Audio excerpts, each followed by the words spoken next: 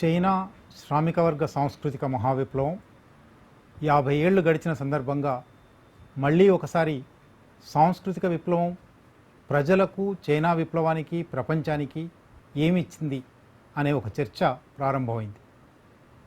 అది కేవలం 1966 నుంచి 76 వరకు 10 సంవత్సరాల పాటు జరిగిన ఒక ప్రక్రియ మాత్రమే కాదు. దానిలో ఆర్థిక, రాజకీయ, సామాజిక, సాంస్కృతిక అంశాలు ఎన్నో ఉన్నాయి. అది ప్రారంభం కావాలని చైర్మన్ మావో పిలుపు ఇవ్వడానికి నేపథ్యం చాలా ఉంది. కనుక సాంస్కృతిక విప్లవం గురించి చెప్పుకోవడం అంటే ఒక పావుగంటలో, అరగంటలో సులభంగా చెప్పగలిగిన విషయం కాదు. చాలా సంక్లిష్టమైన చారిత్రక, రాజకీయార్థిక, సామాజిక ఘటనల పరంపరలో సాంస్కృతిక విప్లవం ఒకటి. సాంస్కృతిక విప్లవం ప్రారంభిస్తూ 1966 మే 16న మావో విడుదల చేసిన 16 అంశాల ప్రణాళికను రెండో కమ్యూనిస్టు ప్రణాళిక అని కూడా అన్నారు. అంటే 1848 మార్క్స్ ఎంగెల్స్లు స్వయంగా రాసిన కమ్యూనిస్టు ప్రణాళిక ఎంత ఉజ్వలమైనదో, ఎంత చారిత్రకమైనదో సాంస్కృతిక విప్లవ పత్రం కూడా అంత చారిత్రకమైనది. దాన్ని అతి సులభంగా చెప్పడం, తక్కువ సమయంలో క్లుప్తంగా చెప్పడము సాధ్యం కాదు. కానీ ఇప్పటికీ స్థూలంగా సాంస్కృతిక విప్లవాన్ని ఎట్లా అర్థం చేసుకోవాలి, సాంస్కృతిక విప్లవం ఎందుకు వచ్చింది, సాంస్కృతిక విప్లవం ఎందుకు ఆగిపోయింది, సాంస్కృతిక విప్లవాన్ని ఇవాళ ప్రపంచవ్యాప్తంగా ఇటు మార్క్సిస్టు మేధావులైనా, అటు పెట్టుబడిదారీ మేధావులైనా ఎట్లా అర్థం చేసుకుంటున్నారు అనే విషయాలు మాత్రం ఇవాళకి అర్థం చేసుకుందాం. మొట్టమొదలు అసలు సాంస్కృతిక విప్లవం అనేది చారిత్రక భౌతికవాదానికి చేసిన ఒక గొప్ప చేర్పు అని నాకు అనిపిస్తుంది. చారిత్రక భౌతికవాద క్రమంలో ఒక ఆదిమ బానిస సమాజం, ఆదిమ కమ్యూనిజం, బానిస సమాజం, భూస్వామ్య సమాజం, పెట్టుబడిదారీ సమాజం, సోషలిస్ట్ సమాజం, ఇటువంటి ఒక వరుస సాగుతుంది అని మార్క్స్ ఎంగెల్స్లు స్థూలంగా ఊహించారు. ఈ క్రమంలో పెట్టుబడిదారీ విధానం సామ్రాజ్యవాద దశకు ఎదిగిన తర్వాత అన్ని దేశాలలోనూ బూర్జువా ప్రజాస్వామిక విప్లవాలు రాక, పెట్టుబడిదారీ విధానం పూర్తిగా ఏర్పడక ఒక సంధి దశ ఏర్పడినప్పుడు, కానీ అక్కడి ప్రజలు, అక్కడి స్వీయ మానసిక శక్తులు, అక్కడి కమ్యూనిస్టు పార్టీలు విప్లవం సాధించినప్పుడు ఈ చారిత్రక భౌతికవాద ప్రక్రియ ఎట్లా అమలవుతుంది? ఇది రష్యాలో మొదటిసారి ఒక ప్రశ్నగా, ఒక సవాల్గా వచ్చింది. చైనాలో మళ్ళీ సవాల్గా వచ్చింది. రష్యాలో సవాల్గా వచ్చినప్పుడు ఒక వెనుకబడిన ప్రధానంగా భూస్వామ్య సమాజంలో పెట్టుబడిదారీ శక్తులు కొంత ఆవిర్భవించాయి, అందువల్ల ఇక్కడ సోషలిస్ట్ విప్లవం సాధ్యం అని చెప్పుకున్నారు. కానీ 1949లో చైనాకు వచ్చేటప్పటికి చైనా ఇంకా పెట్టుబడిదారీ విధానం అక్కడక్కడ మాత్రమే వచ్చి ఉన్నది, అక్కడక్కడ ప్రవేశించింది పెట్టుబడి, మొత్తంగా అది ఒక అర్ధవలస, అర్ధ భూస్వామ్య సమాజం అని మావో సూత్రీకరించాడు. అందువల్ల లెనిన్ బోధనను కొనసాగిస్తూ ఇక్కడ కార్మిక వర్గ నాయకత్వాన ఒక పెట్టుబడిదారీ ప్రజాస్వామిక విప్లవం లాంటిదే, బూర్జువా ప్రజాస్వామిక విప్లవం లాంటిదే, కానీ కార్మిక వర్గ నాయకత్వాన జరగాలి అనే ఒక కొత్త సూత్రీకరణ, దీన్ని నూతన ప్రజాస్వామ్యం అన్నాడు. మరి నూతన ప్రజాస్వామ్యం సోషలిజంలోకి ఎట్లా పరిణమిస్తుంది?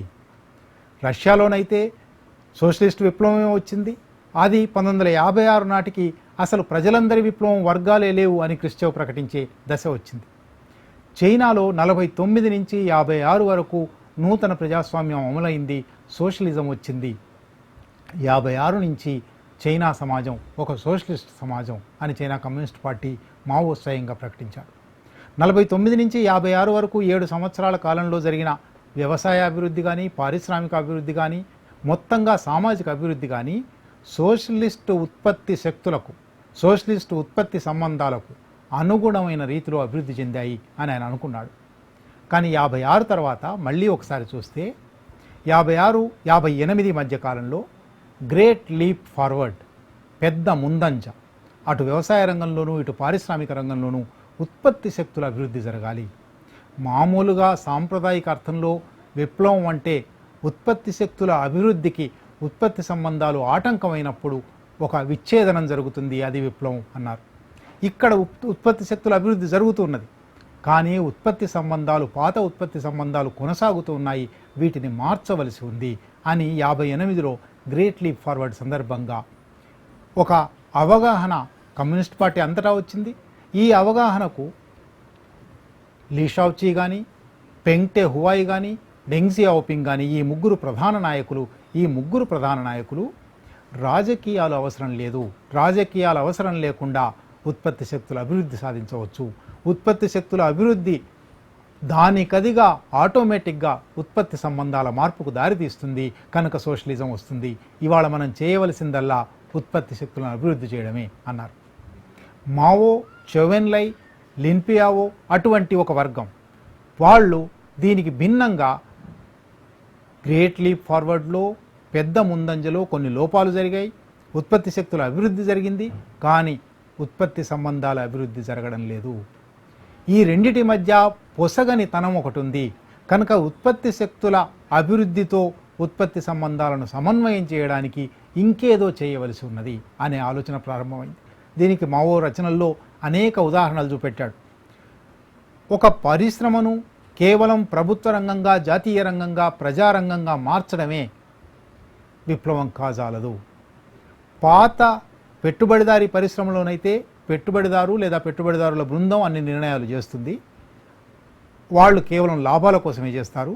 అక్కడ కార్మికుడు కేవలం ఒక మరలాగా పనిచేయవలసి ఉంది, కార్మికులు మరలలాగా పనిచేయవలసి ఉంది. మరి మనం సోషలిస్టు ఉత్పత్తి శక్తులు, సోషలిస్టు పరిశ్రమలు అని చెప్పుకున్న చోట ఇక్కడైనా కార్మికులు మరలలాగా పనిచేయలేని స్థితి ఉందా?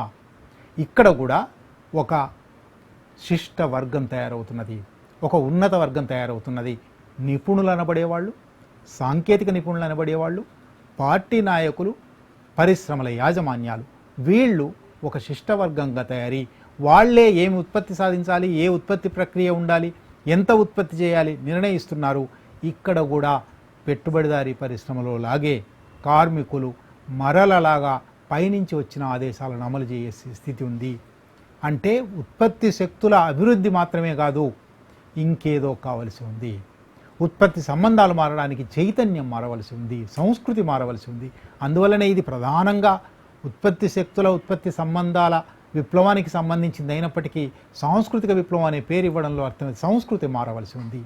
ఇది బహుశా అన్ని సమాజాల్లోనూ మావో చాలా విషయాలు చాలా సులభంగా ఒక గ్రామీణ వయోవృద్ధుడి వివేకంలాగా చెప్పేవాడు. అందుకే మనం బయట రోడ్డు మీద ఉన్న దుమ్ము రోజు రోజు ఊడుస్తాము, అంతవరకు బాగానే ఉంటుంది, సమాజం బాగుంది కదా అనిపిస్తుంది. కానీ మన ఇంట్లో దుమ్ము ఉంటుంది కదా, దాన్ని కూడా ఊడ్చుకోవాలి కదా.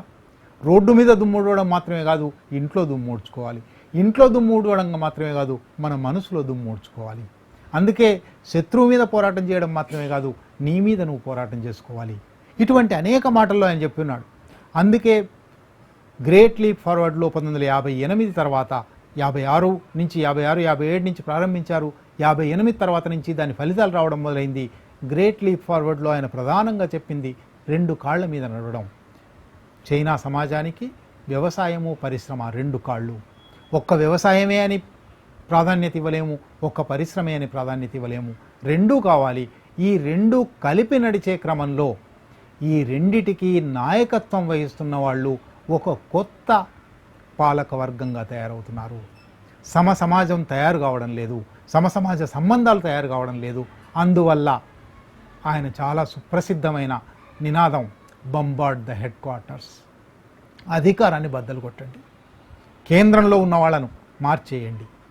ఎప్పటికప్పుడు కింది నుంచి ప్రజల నుంచి ఆలోచనలు రావాలని.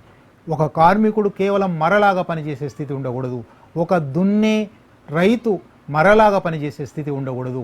కమ్యూన్లో అందరి నిర్ణయాలు, ప్రజలందరూ తీసుకున్న నిర్ణయాలు అమలు కావాలి. ఫ్యాక్టరీ కమిటీలో ప్రతి ఒక్క కార్మికుడికి భాగస్వామ్యం ఉండాలి. ఒక సాంకేతిక నిపుణుడికి, ఒక నిర్వహణా సమర్థుడికి, ఒక యాజమాన్యానికి సంపూర్ణ అధికారాలు ఉండకూడదు. అందువల్ల బంబార్డ్ ద హెడ్ క్వార్టర్స్. ఆ సందర్భంలోనే ఒక సుప్రసిద్ధ నాటకం వచ్చింది 1962-63లో. ఆ నాటకం ఒక ప్రధాన అధికారి ఎందుకు డిస్మిస్ అయ్యాడు అని ఆ నాటకం శీర్షిక. ఆ ప్రధాన అధికారి ఎందుకు డిస్మిస్ అయ్యాడంటే అధికారి తనను తాను ప్రజాసేవకుని అనుకోలేదు. అధికారులు ఎప్పుడైనా ప్రభుత్వం అనేది ప్రజలకు సేవ చేయడానికి ఉండే ఒక వ్యవస్థే తప్ప ప్రజల మీద స్వారీ చేసేది కాదు. అందువల్ల అతన్ని డిస్మిస్ చేశాము అని ఆ నాటకం ఉంటుంది. ఈ నాటకానికి వ్యతిరేకంగా డెంగ్ జియాఓపింగ్, పెంగ్టే హువాయ్, లీ షావుచీలు పెద్ద ఎత్తున విమర్శలు సాగించారు. మావో ఆ నాటకాన్ని సమర్థించాడు. ఈ చర్చ అంతా కూడా 1960 నుంచి 64-65 వరకు జరుగుతూ వస్తుంది. ఇది ఒక నేపథ్యం. దీనికి సమాంతరంగా ఇంకొక నేపథ్యం 1956 నాటికి క్రిస్చెవ్ 20వ పార్టీ కాంగ్రెస్లో ఇది సొసైటీ ఆఫ్ హోల్ పీపుల్ అయిపోయింది. ఈ సమాజం ఇంకా వర్గ సమాజం కాదు, ఈ ప్రభుత్వం ఇంకా వర్గ ప్రభుత్వం కాదు, ఇక్కడ ప్రజలందరి ప్రభుత్వం ఏర్పడింది, ప్రజలందరి సమాజం ఏర్పడింది. ఇక నుంచి సమాజంలో వర్గ పోరాటాలు అవసరం లేదు, శాంతియుత సహజీవనం ఉంటుంది, శాంతియుత పోటీ ఉంటుంది, శాంతియుత పరివర్తన జరుగుతుంది. సోషలిజానికి వర్గ పోరాటం సంబంధం లేకుండానే సోషలిజంలోకి ప్రయాణం చేస్తాము అని ఒక సైద్ధాంతీకరణ చేశాడు. ఈ సైద్ధాంతీకరణకు వెనుక స్టాలిన్ మీద చాలా తీవ్రమైన నిందలు విమర్శలు చేశాడు. అది ఒక చర్చ ప్రారంభమైంది. అక్కడి నుంచి 56 నుంచి 66 వరకు 10 సంవత్సరాల పాటు చైనా కమ్యూనిస్ట్ పార్టీ నాయకత్వంలో సోవియట్ పార్టీతో, సోవియట్ అనుకూల పార్టీలతో ఒక పెద్ద చర్చ జరిగింది. దాన్ని గ్రేట్ డిబేట్ అంటారు. 10 సంవత్సరాల్లో దాదాపు ఒక 1000 పేజీల ఉత్తరాలు, అటు ఇటు అసలు వర్గ పోరాటం అంటే ఏమిటి, వర్గ పోరాటాన్ని ఎట్లా అర్థం చేసుకోవాలి, ఒక వెనుకబడిన సమాజంలో వర్గ పోరాటం ఎట్లా సాగుతుంది, సోషలిజంలోకి పరివర్తన ఎట్లా సాగుతుంది, అనేక విషయాల చర్చ జరిగింది. పాలన ఎట్లా ఉండాలి చర్చ జరిగింది. ఈ చర్చ సాగుతున్న క్రమంలోనే చైనా లోపల నిజానికి 53లో అంటే ఇది అందుకే ముందే చెప్పినట్టు సాంస్కృతిక విప్లవాన్ని ఒక సరళ రేఖలో గీసి ఇట్లా జరిగింది అని చెప్తూ పోవడానికి వీల్లేదు. అనేక అంశాలు దాంట్లో మిళితమై ఉన్నాయి. 1953లో స్టాలిన్ ఇంకా చనిపోకముందు మావోకు చైనాకు ఎంతమంది ఇంజనీర్లను ఇవ్వాలి, ఎటువంటి పరిశ్రమలు పెట్టాలి, ఎటువంటి సాంకేతిక సహకారం అందించాలి అని సోవియట్ యూనియన్ చాలా ఒప్పందాలు చేసుకుంది, చాలామందిని సహకారం ఇచ్చింది. ఈ చర్చ ప్రారంభం కాగానే 58-59 నుంచి వాళ్ళందరినీ ఉపసంహరించడం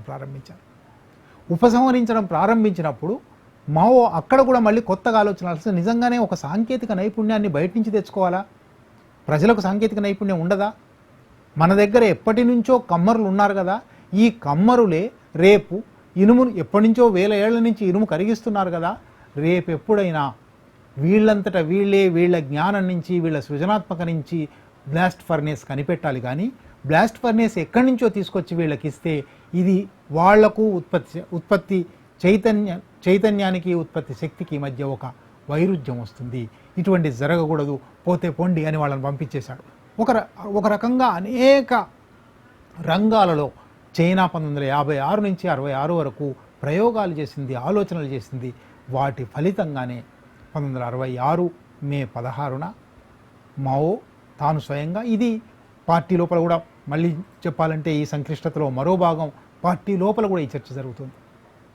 ఒకసారి అధికారానికి రాగానే అన్ని బూర్జువా పార్టీల్లాగానే, అన్ని బూర్జువా సమాజాల్లో లాగానే చైనా కమ్యూనిస్ట్ పార్టీలో కూడా ఒక శిష్ట వర్గం తలెత్తింది, ఒక బూర్జువా వర్గం తలెత్తింది. అందుకే మావో పార్టీ లోపలనే బూర్జువాలు ఉన్నారు, వాళ్లను ఏరిపారేయండి అన్నాడు, బంబార్డ్ ద హెడ్ క్వార్టర్స్ అన్నాడు. ఇటువంటి అనేక ఘటనల పరిణామాల సమాహారంగా 66 మే 16న సాంస్కృతిక విప్లవ, దాన్ని గ్రేట్ ప్రొలిటేరియన్ కల్చరల్ రెవల్యూషన్ అనే మాటతో సంబోధించారు. ఇది మహత్తరమైనది. ఎందుకంటే మొత్తంగా శ్రామిక వర్గ రాజ్యాధికారం కోసం దోపిడీ పీడనలు ఉండకూడదనే అభిప్రాయంతో స్పార్టకస్ నాటి నుంచి సాగుతున్న పోరాటం దాదాపు 2000 సంవత్సరాల పోరాటం. ఇంకా చరిత్రకు తెలియని వెనక్కిపోతే 3000 సంవత్సరాల పోరాటం. ఈ పోరాటాలలో అనేక ప్రయోగాలు జరిగాయి, అనేక వైఫల్యాలు వచ్చాయి, అనేక జయాలు వచ్చాయి. ఈ జయాపజయాలన్నిటి తర్వాత ఇవాళ ఒక రకంగా మౌలిక వైరుధ్యాలు ఏమిటి? ఈ క్రమంలోనే 1957లో మావో ఆన్ 10 రిలేషన్షిప్స్ అని ఒక వ్యాసం, ప్రజల మధ్య వైరుధ్యాలు పరిష్కరించడం ఎలా అని ఒక వ్యాసం రాసున్నాడు. ఈ వ్యాసాలు కూడా ఈ చర్చకు సంబంధించినవి. వీటి క్రమంలోనే మహత్తర శ్రామిక వర్గ సాంస్కృతిక విప్లవం. ఇది చాలామంది వ్యాఖ్యాతలు చెప్పినట్టు ఇది కమ్యూనిస్ట్ ప్రణాళిక తర్వాత అంత గణనీయమైనది, అంత ప్రధానమైనది అనడానికి ఇది ఒక మహత్తరమైనది. వర్గ పోరాట క్రమంలో, ప్రజా రాజ్యాధికార క్రమంలో ఒక మౌలికమైన మలుపురాయికి ఇది దారితీసింది కాబట్టి అది మహత్తరమైనది. దీని సహజ స్వభావం ఒక శ్రామిక వర్గ దృక్పథాన్ని. శ్రామిక వర్గ దృక్పథం అంటే శ్రామిక వర్గం అనేది ఏ సొంత ఆస్తి లేని, ఆస్తి మీద మమకారం లేని, స్వార్థం లేని ఒక వర్గం. అందువల్ల ఈ వర్గం తనను తాను విముక్తి చేసుకోవడం మాత్రమే కాదు, సమాజం మొత్తాన్ని విముక్తి చేస్తుంది. ఈ వర్గానికి తన కోసం కాపాడుకోవలసిన ఆస్తి ఏమీ లేదు, తన ప్రయోజనం అంటూ ఏమీ లేదు. అందువల్ల ఇది శ్రామిక వర్గం. కానీ ఇక్కడ ఉత్పత్తి శక్తుల మీద పోరాటం చేసి గెలిచాం, ఉత్పత్తి శక్తులను స్వాధీనం చేసుకున్నాం, జాతీయం చేశాం. ఇది ఉత్పత్తి శక్తుల మీద పోరాటం అనడానికి వీల్లేదు. ఉత్పత్తి సంబంధాలలో ఒక ప్రధానంగా కనబడుతున్న సంస్కృతి, ఈ సంస్కృతి మారవలసి ఉన్నది. ఈ దోపిడీ సంస్కృతి, ఈ పీడక సంస్కృతి, ఈ ఎక్కువ తక్కువల సంస్కృతి, అసమానతల సంస్కృతి, ఇది మారవలసి ఉంది. అందువల్ల ఇది సాంస్కృతిక విప్లవం అని ప్రారంభమైన తర్వాత ఇది అనేక రంగాల్లో విద్య, వైద్యం, ఆరోగ్యం, స్త్రీ పురుష సంబంధాలు, పట్టణానికి పల్లెకు ఉండే సంబంధాలు, మానసిక శ్రమకు శారీరక శ్రమకు మధ్య ఉండే సంబంధాలు, అనేక రంగాలలో ఇవాళ ఆలోచిస్తున్న పద్ధతికి భిన్నమైన పద్ధతి, శ్రామిక వర్గానికి అనుకూలమైన పద్ధతి ఆలోచించాలి అని ప్రారంభమైంది. ఆ 16 అంశాలు మళ్ళీ విడివిడిగా కూడా మాట్లాడుకోవచ్చు. కానీ ఇది ప్రారంభం కాగానే ప్రపంచమంతా ఒక్కసారి ఉలిక్కిపడి చైనా వైపు చూస్తుంది. అది సాంస్కృతిక విప్లవం ఇవాళ 50 సంవత్సరాల తర్వాత కూడా ఎందుకు ఇంకా ప్రాధాన్యత సంతరించుకుంది, ఎందుకు గణనీయంగా ఉంది అంటే ఆశ్చర్యకరమైన విషయం.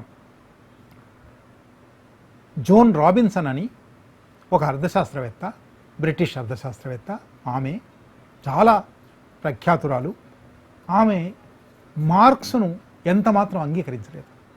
మార్క్స్ చెప్పిన శ్రమ విలువ సిద్ధాంతం కానీ, అదనపు విలువ కానీ అటువంటి వాటి మీద చాలా తీవ్రమైన భిన్నాభిప్రాయాలు ప్రకటించింది. హఠాత్తుగా 67లో సాంస్కృతిక విప్లవం ఎంత అద్భుతమైనది అని ఆమె మార్క్సిస్ట్గా మారింది. సాంస్కృతిక విప్లవాన్ని సమర్థిస్తూ పుస్తకం రాసింది, క్రమక్రమంగా మార్క్సిస్ట్గా మారింది. లండన్లో చైనా పాలసీ స్టడీ గ్రూప్ అనేది ఒకటి ఏర్పాటు చేసి దాన్ని న్యూయార్క్ కూడా విస్తరించి అమెరికా, ఇంగ్లాండ్ 2 దేశాల నుంచి ఒక 67-68 నుంచి ప్రారంభించి 76 దాకా చైనా పాలసీ స్టడీ గ్రూప్ అని బులెటిన్లు రిలీజ్ చేశారు. చైనాలో విద్యలో ఏం జరుగుతుంది, వైద్యంలో ఏం జరుగుతుంది, ఆరోగ్యంలో ఏం జరుగుతుంది, పాలనలో ఏం జరుగుతుంది, గ్రామాల్లో ఏం జరుగుతుంది, అనేక పుస్తకాలు. చైనా సోషల్ పాలసీ అనే పుస్తకం వేశారు, చైనాలో జెండర్ రిలేషన్స్ అనే పుస్తకం వేశారు, చైనాలో వైద్య విధానం మీద, చైనాలో ఎటువంటి విషయాలు, ఎటువంటి ప్రయోగాలు చేశారంటే సాంస్కృతిక విప్లవ క్రమంలో అసలు ఈ అలోపతి వైద్యం, బహుళజాతి సంస్థలు ఇచ్చే వైద్యం, యూరప్ నుంచి అమెరికా నుంచి వచ్చిన వైద్యం మాత్రమే చెల్లుతుందా? మన దగ్గర వైద్యం లేదా? 3000 ఏళ్లుగా 5000 ఏళ్లుగా చైనా సంస్కృతి ఉన్నది కదా, వీళ్ళు తమ ఆరోగ్యాలను ఎట్లా పరిరక్షించుకుంటున్నారు, ఇది తవ్వి తీద్దాం అని తవ్వి తీశారు. తవ్వి తీసి ఆక్యుపంక్చర్ అనే ఒక వైద్య విధానం ఉంది. ఈ ఆక్యుపంక్చర్లో చాలా చికిత్సలు జరిగాయి, చాలా రోగ నిదానం జరిగింది.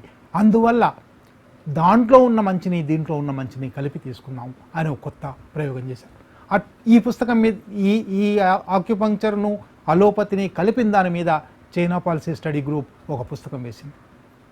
కన్సర్న్డ్ ఏషియన్ స్కాలర్స్ అని యూరప్లోనూ అమెరికాలోనూ కలిసి ఒక మేధో బృందం ఏర్పడింది. కన్సర్న్డ్ ఏషియన్ స్కాలర్స్ చైనా వైపు వచ్చారు, చైనాకు వచ్చారు, అధ్యయనాలు చేశారు, గ్రామీణ అధ్యయనాలు చేశారు, పుస్తకాలు వేశారు. పెంగ్విన్స్ సుప్రసిద్ధమైన బహుళజాతి సంస్థ, ప్రచురణ సంస్థ 66-67 నుంచి ప్రారంభించి 76 వరకు చైనా మీద కనీసం 100 పుస్తకాలు చూసింది. అంటే చైనా మీద ఒకసారి చైనా షేక్స్ ద వరల్డ్ అని జాక్ బెల్డెన్ పుస్తకం రాశాడు. చైనా ప్రపంచాన్ని కదిలించింది. చైనాలో ఏదో జరుగుతుంది, కొత్త ప్రయోగం, కొత్త మానవ ప్రయోగం జరుగుతున్నది. ఇంతకాలము మానవ జాతి తనకు తాను అనేక ప్రయోగాలు చేసుకుంది, ఆ ప్రయోగాలన్నిటికన్నా భిన్నమైన ప్రయోగం ఒకటి జరుగుతున్నది అని చైనా మీద ఆసక్తి విపరీతంగా పెరిగింది. ఆ ఆసక్తి చైనా సాంస్కృతిక విప్లవం కూడా మళ్ళీ సరళ రేఖలాగా జరగలేదు. సాంస్కృతిక విప్లవం ప్రారంభం కాగానే మొట్టమొదలు విద్యారంగం పెకింగ్ యూనివర్సిటీలో, సిన్హువా యూనివర్సిటీలో 100 Day war in Peking university అని కూడా పుస్తకం, అది కూడా మళ్ళీ వీళ్ళే ఇటువంటి వాళ్ళే రాశారు. పెకింగ్ విశ్వవిద్యాలయంలో ఎందుకు టీచర్లు, విద్యార్థులు శ్రమతో సంబంధం లేని, గ్రామంతో సంబంధం లేని ఒక సుదూరమైన ఒక ద్వీపంలాగా ఉండాలి? విద్య అనేది ఏదైనా ఒక ఆచరణ నుంచి వచ్చే జ్ఞానం కదా. ఆచరణతో సంబంధం లేకుండా కేవలం జ్ఞాన బోధన ఏమిటి, జ్ఞాన శిక్షణ ఏమిటి, ఇది జరగడానికి వీల్లేదు. ప్రొఫెసర్లరా మీరు గ్రామాలకు వెళ్ళండి అని విద్యారంగం నుంచి అనేక మందిని గ్రామీణ ప్రాంతాలకు తరలించారు. విద్యారంగంలో అంతకుముందు అసలు చైనాలో విద్యా విధానంలో డిగ్రీ చదవడానికి, స్కూల్ పాఠశాల విద్య అయిపోయి డిగ్రీకి వెళ్ళడానికి మన దగ్గర లాగానే, భారతదేశంలో లాగానే విపరీతమైన డ్రాప్అవుట్ రేట్ ఉండేది. భారతదేశంలో అయితే ఎట్లాగైతే 100 మంది 1వ తరగతిలో చేరితే 12 మంది 13 మంది మాత్రమే పోస్ట్ గ్రాడ్యుయేషన్కి చేరుతున్నారు. దాదాపు 80%, 87% డ్రాప్ అవుట్ అవుతున్నారు. చైనాలో అది ఇంకా ఎక్కువగా ఉండేది. 49లో 49 నుంచి 56 వరకు కూడా అది అట్లాగే కొనసాగింది. 66 వరకు కూడా అది అట్లాగే కొనసాగింది. ఎవరు వచ్చేవాళ్ళయ్యా అంటే పార్టీ నాయకుల పిల్లలు, మేనేజర్ల పిల్లలు, టెక్నికల్ ఎక్స్పర్ట్ల పిల్లలు, పాలనా నిపుణుల పిల్లలు మాత్రమే ఉన్నత విద్యకు. శ్రామికుల పిల్లలు మళ్ళీ అదే పాఠశాల విద్యతో అయిపోయి శ్రామికులుగా మారడం. దీన్ని మార్చవలసి ఉంది. అసలు ఎందుకు జరుగుతుంది ఇట్లా అని చూస్తే వాళ్ళకు ఎంట్రన్స్ టెస్ట్ అనేది ఎప్పటి నుంచో దాదాపు 3-4 శతాబ్దాలుగా చైనాలో కొనసాగుతున్నది. 49 తర్వాత కూడా కొనసాగింది, 56 తర్వాత కూడా కొనసాగింది. సాంస్కృతిక విప్లవం దీన్ని రద్దు చేసింది. ఎంట్రన్స్ పద్ధతి వద్దు, ఎంట్రన్స్ కాదు, మీ గ్రామం నిర్ణయించాలి ఎవరు ఉన్నత విద్యకు పోవాలి. గ్రామం నిర్ణయించడం మాత్రమే కూడా కాదు, గ్రామం నిర్ణయించి ఉన్నత విద్యకు పంపించిన తర్వాత ఈ ఉన్నత విద్య చదువుకున్న వాళ్ళు మళ్ళీ గ్రామానికి వెళ్ళి సేవ చేయాలి. గ్రామానికి వెళ్ళి సేవ చేయకపోతే వాళ్ళ విద్యకు అర్థం లేదు. తప్పనిసరి వాళ్ళ కండిషన్ పెట్టాలి. ఉదాహరణకు దీంతో పోలిస్తే, అంటే అనేక విషయాలు దీనితో పోలిస్తే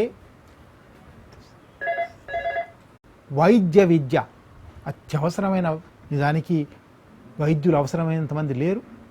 వైద్య విద్యకు ఒక చిన్న కండిషన్, 3 సంవత్సరాలు వైద్య విద్య అయిపోయిన తర్వాత గ్రామీణ ప్రాంతాల్లో పనిచేయాలి అని పెడితే మన వైద్య విద్యార్థులు, మన వైద్యశాస్త్ర ఆచార్యులు, వైద్య కళాశాలలు తీవ్రంగా నిరసన తెలిపి మేము పోము అంటున్నాం. దీంతో పోల్చి చూసినప్పుడు తప్పనిసరిగా ఉన్నత విద్య చదివిన వాళ్ళు, ఉన్నత విద్యకి ఎవరిని పంపించాలి, గ్రామం నిర్ణయించాలి, ఫ్యాక్టరీ నిర్ణయించాలి. ఉన్నత విద్య అయిపోయిన తర్వాత వాళ్ళు మళ్ళీ ఎవరు వాళ్ళని పంపించారో వెళ్ళి వాళ్ళకు సేవ చేయాలి అని మార్చడం నిజంగా విద్యారంగంలో ఇంతవరకు ప్రపంచంలో కొనసాగుతున్న పద్ధతికి భిన్నమైన పద్ధతి. ఒక రకంగా సరిగ్గా చెప్పాలంటే మార్క్స్ హెగెల్ గురించి ఒక మాట చెప్తూ, హెగెల్ సరిగ్గా అర్థం చేసుకున్నాడు గతితర్కంగా, కానీ తలకిందులుగా అర్థం చేసుకున్నాడు. చేయవలసిన పని దాన్ని తలకిందులుగా మార్చడమే. చైనా సాంస్కృతిక విప్లవం ఆ పని చేసింది. ప్రతి రంగంలోనూ తలకిందుల ఆలోచన. దీన్ని ఇట్లా మారిస్తే ఎట్లా ఉంటుంది అంటే, ఇంతకాలము శిష్ట వర్గాలకు, దోపిడీ వర్గాలకు, పాలక వర్గాలకు అనుకూలమైన విధానాలు విద్యా విధానంలో కానీ, ఆరోగ్యంలో కానీ, వైద్యంలో కానీ, పాలనలో కానీ, రవాణాలో కానీ, వ్యవసాయంలో కానీ, పరిశ్రమలో కానీ, సేవారంగంలో కానీ ఎక్కడ చూసినా అవి ఉన్నాయి. వీటిని తలకిందులు చేద్దాం. ప్రజలకు అవసరమైన విద్య ఏమిటి, ప్రజలకు అవసరమైన వైద్యం ఏమిటి?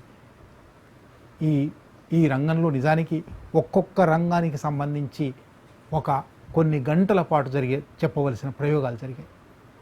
ముఖ్యంగా మహిళలకు మావో ఆ సందర్భంలో రాసిన ఒక మౌలిక వైరుధ్యాల గురించి రాసిన ఒక వ్యాసంలో ఒక మాట అన్నాడు.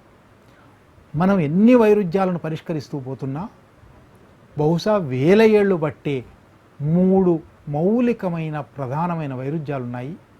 అవి స్త్రీకి పురుషుడికి ఉండే వైరుధ్యం, గ్రామానికి పట్టణానికి ఉండే వైరుధ్యం, మానసిక శ్రమకు శారీరక శ్రమకు మధ్య ఉండే వైరుధ్యం. వీటిని పరిష్కరించడం ఇప్పట్లో సాధ్యం కాకపోవచ్చు అని ఆయన అంగీకరించున్నాడు.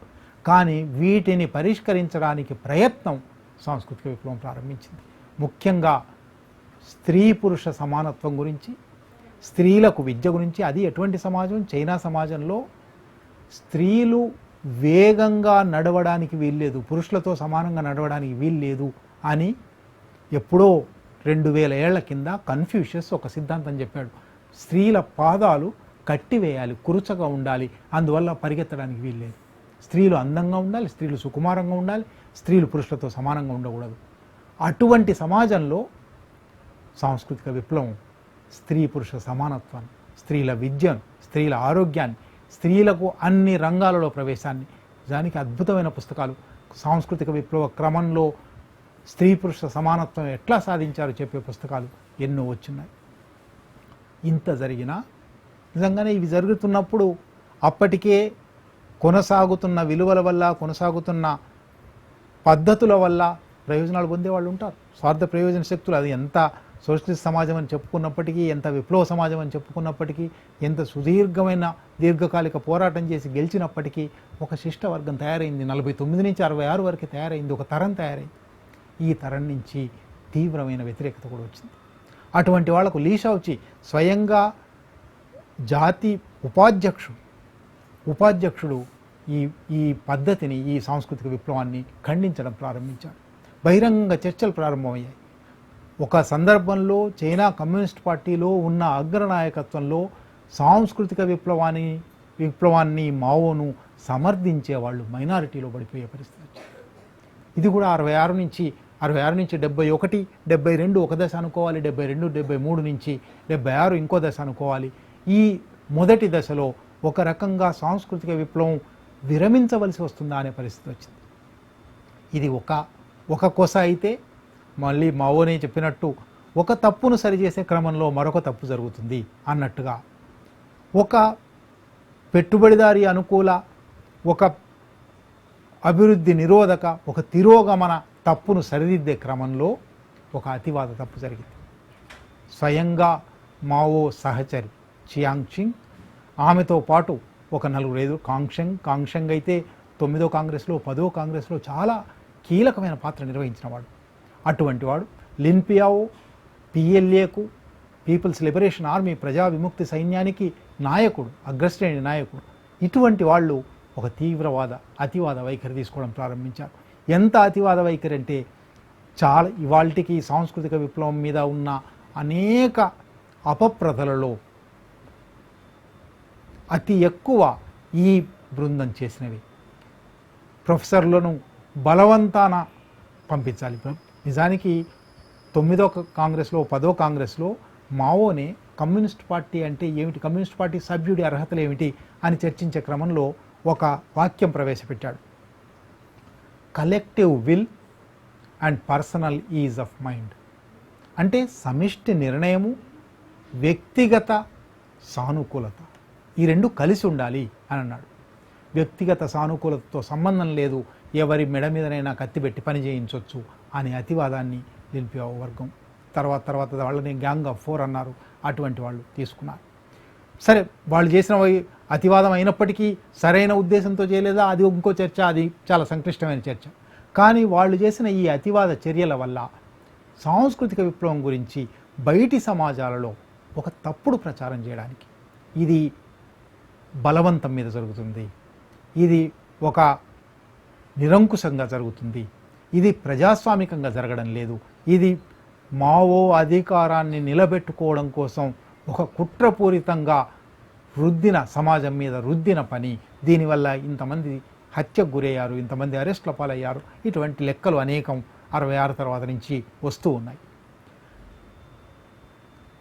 ఇటు మితవాదానికి, అంటే సాంస్కృతిక విప్లవం అవసరమే లేదనే కొసకు, లేదా సాంస్కృతిక విప్లవం ఇటువంటి అతివాద చర్యలు చేయొచ్చు అనే కొసకు పోకుండా, ఇవాళ 50 సంవత్సరాలు గడిచిన తర్వాత కనుక ఆలోచించి ఒక అసెస్మెంట్ చేయదలుచుకుంటే, ఒక అంచనా వేస్తే, సాంస్కృతిక విప్లవం ఒక్కసారి మాత్రమే కాదు, మావోనే అన్నట్టు ఈ దుమ్ము రోజు పడుతుంది, ఈ దుమ్ము రోజు ఊడ్చుకోవాలి.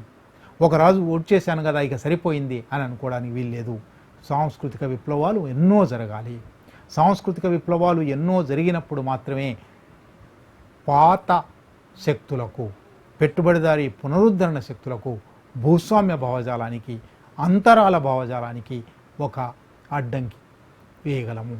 ఇది చాలా అవసరమైన అంచనా. సాంస్కృతిక విప్లవం తప్పనిసరిగా జరిగి ఉండవలసింది. అయితే దానికి మితవాద ఆటంకాలు వచ్చాయి కాబట్టి, ఆ మితవాద ఆటంకాలను వ్యతిరేకించే క్రమంలో అతివాద ఆటంకాలు కూడా వచ్చాయి. కాబట్టి 73 నాటికి ఒక రకంగా చైనా సాంస్కృతిక విప్లవం కొనసాగుతుందా లేదా, నిజానికి సాంస్కృతిక విప్లవం అనే దానికి ఒక మొదలు అనేది ఉంటుందేమో కానీ ఒక అంతం అనేది లేదు. మావోనే అన్నట్టు అది కొనసాగుతూ ఉండవలసిందే. 72, 73లో ఈ అతివాద బృందపు కుట్రలు బయటపడ్డాయి. 73లో 10వ పార్టీ కాంగ్రెస్ జరిగింది. 10వ పార్టీ కాంగ్రెస్ చాలా మావో దానికి ఒక 3 నినాదాలు ఇచ్చాడు. కుట్రలు కుహకాలు చేయకండి, సామరస్యంగా ఉండండి, ఒత్తిడి మీద నిర్బంధం మీద ఏ పని చేయించకండి, ఎడ్యుకేషన్ అండ్ పర్సుయేషన్ చైతన్యవంతం చేసి ఒప్పించి వాదించి అంగీకరింపజేయండి, విప్లవాన్ని ఆచరించండి, కమ్యూనిజాన్ని ఆచరించండి, రివిజనిజాన్ని కాదు అని ఇటువంటి 10వ కాంగ్రెస్ చాలా కీలకమైన మైలురాయి. 5వ కాంగ్రెస్లో ఈ అతివాద బృందం ముఖ్యంగా లిన్ పియావో ఓడిపోతున్నాను అని అర్థమైన తర్వాత లిన్ పియావో పారిపోవడానికి ప్రయత్నం చేశాడు. పారిపోయే క్రమంలో ఆ విమానం కూలిపోయింది, చనిపోయాడు. అది ఒక దశ అంట. 73 నాటికి మితవాద తప్పిదాలు అతివాద తప్పిదాలు ఒక సమగ్రమైన అంచనా వచ్చింది. 73లో సాంస్కృతిక విప్లవం ఒక సరైన దారి ప్రారంభించింది. కానీ 3 సంవత్సరాల లోపలే మావో మరణించాడు. మావో మరణించిన వెంటనే డెంగ్ జియాఓపింగ్ మళ్ళీ అధికారంలోకి వచ్చాడు. ఏ డెంగ్ జియాఓపింగ్ అయితే చైనా సాంస్కృతిక విప్లవ క్రమంలో పెట్టుబడిదారీ మార్గావలంబకుడు అని చెప్పి తోసివేయబడ్డాడో, పార్టీ నుంచి బహిష్కరించబడ్డాడు, సస్పెండ్ చేయబడ్డాడు, ఆయనకు మళ్ళీ అధికారం వచ్చింది. డెంగ్ జియాఓపింగ్ 66కు ముందు చేసిన సూత్రీకరణలే పిల్లి నల్లదైతే ఏమిటి, తెల్లదైతే ఏమిటి, ఎలుకలను పట్టడం ముఖ్యం, ఉత్పత్తి శక్తులు పెట్టుబడిదారీవి అయితే ఏమిటి, సోషలిస్టు అయితే ఏమిటి, మనం ఉత్పత్తి సంబంధాలలో సోషలిజం సాధించడం ముఖ్యం అనే మాట తీసుకొచ్చి రాజకీయాలు పాలిటిక్స్ ఇన్ కమాండ్ అని మావో ఏదైతే రాజకీయ ఆధిపత్యం కింద మాత్రమే, దృక్పథ ఆధిపత్యం కింద మాత్రమే ఈ మార్పులు జరగడానికి అవకాశం ఉంటుంది, దృక్పథం లేనప్పుడు ఈ మార్పులు జరగవు అని చెప్పినాడు. దాన్ని తిరగదోడాడు. సాంస్కృతిక విప్లవం ఒక రకంగా 76 సెప్టెంబర్లో మావో మరణంతో ఆగిపోయింది. 50 ఏళ్ల తర్వాత తిరిగి చూసినప్పుడు చైనా సాంస్కృతిక విప్లవం ప్రపంచానికి ఒక గొప్ప ఆశాజ్యోతిని, కేవలం చైనాలో సమాజాన్ని మార్చడం మాత్రమే కాదు, it is right to rebel, తిరగబడడం న్యాయం, తిరగబడడం హక్కు అనే ఒక గొప్ప విలువనిచ్చింది. అందువల్లనే ప్రపంచవ్యాప్తంగా తిరుగుబాట్లు 66 నుంచి 69, 70 వరకు విప్లవం లేని, తిరుగుబాటు లేని, ప్రశ్నలు లేని దేశం లేదు, సమాజం లేదు ప్రపంచమంతా. అది సాంస్కృతిక విప్లవం